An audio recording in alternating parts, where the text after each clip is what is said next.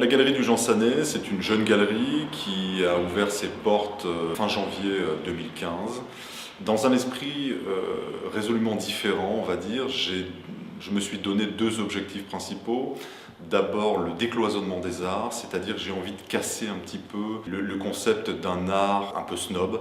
J'ai envie d'amener des gens à l'art qui, on va dire, habituellement n'avaient pas l'habitude d'y venir. C'est un lieu aussi un petit peu différent parce que c'est à la fois une galerie d'art, donc avec peinture, sculpture, photo, mais c'est également le siège d'une maison d'édition de livres, une maison d'édition généraliste, avec la volonté de casser les frontières entre les arts, c'est-à-dire faire venir des gens de la littérature à l'art et inversement des gens de l'art à la littérature.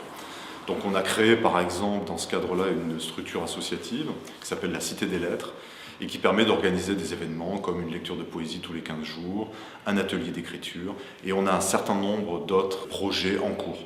Un prix de littérature au sein de la ville de Troyes, etc. etc. Voilà. Donc un état d'esprit un petit peu différent, un lieu multiculturel, au-delà de la simple galerie d'art. Le choix d'un artiste, c'est toujours quelque chose d'un petit peu... C'est jamais la même chose, la même origine.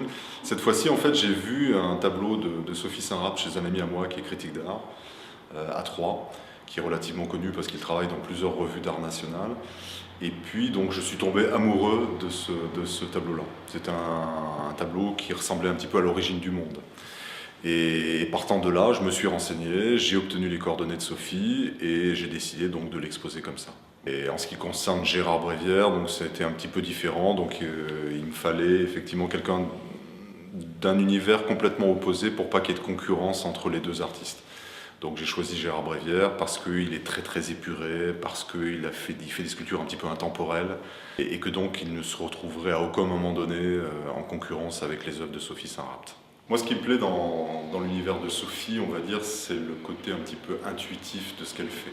Bon, j'ai pas choisi tout un tas d'œuvres de Sophie qui étaient notamment avec beaucoup de couleurs, notamment toute cette série de femmes du monde.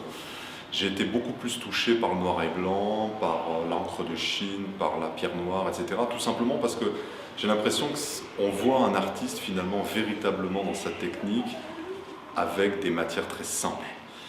En noir et blanc, c'est très difficile de tricher. On voit immédiatement si une personne est douée ou pas, si elle a effectivement un trait qui est assuré ou pas. Alors qu'en couleur, finalement, on peut gommer un petit peu les défauts ou les manquements en termes de technique en rajoutant des superpositions de couleurs. Donc cette série, en plus, elle a été choisie pour une deuxième raison, c'est que le lieu est un peu particulier par rapport à la majorité des galeries qui sont uniquement blanches. Moi, j'ai choisi une frise de couleur orangée. Et donc les séries en noir et blanc de Sophie ressortaient beaucoup mieux. Voilà. Les temps actuels sont des temps relativement difficiles, donc il fallait un concept un petit peu différent. Donc le concept de la galerie d'art, où finalement un galériste choisit des artistes, les expose et attend que les éventuels acquéreurs viennent, je pense que c'est un concept qui est un petit peu dépassé. Je crois qu'aujourd'hui il faut amener de plus en plus de gens qui n'étaient pas à même avant de s'intéresser à l'art, il faut arriver à aller les chercher là où ils sont. C'est la raison pour laquelle il y a cette double activité, à la fois littéraire et artistique. Permettre à un nouveau public de venir admirer les œuvres dans les galeries d'art.